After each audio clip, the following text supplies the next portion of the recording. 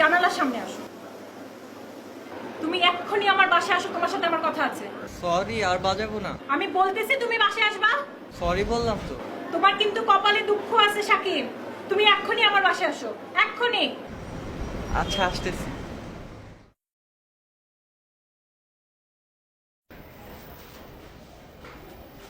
এতক্ষণ লাগে তোমার? হ্যাঁ? বসো এখানে।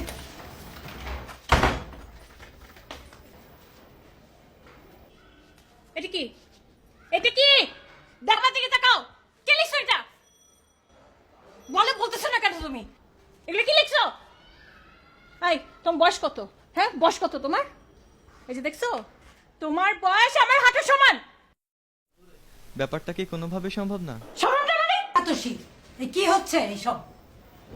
যা।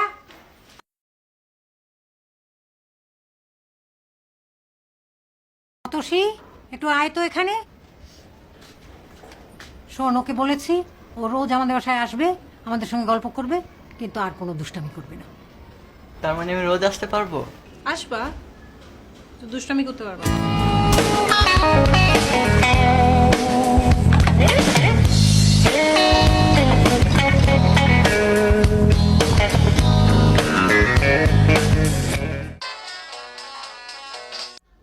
হ্যালো।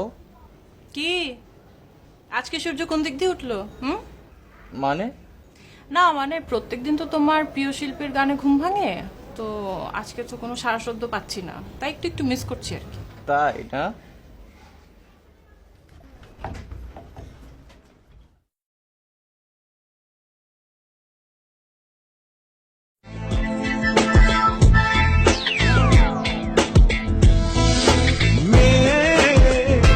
তুমি কি দুঃখ চেনো চেনো না?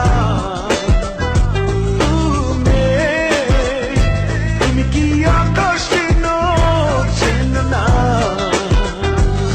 তবে চিনবে কেমন করে আমাকে? তবে খুঁজবে কেমন করে আমাকে? তুমি ঝটকি বোঝো বোঝো না?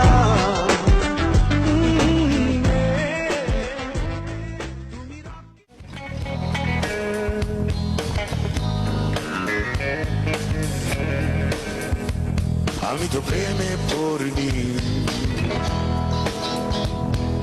প্রেম আমার উপরে পড়েছে।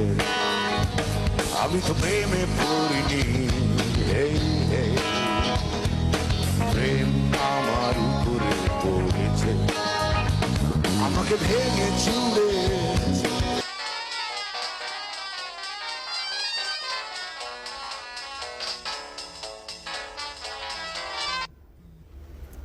হ্যালো দেবী, আজ আমার খুশিতে মারা যেতে ইচ্ছা করতেছে।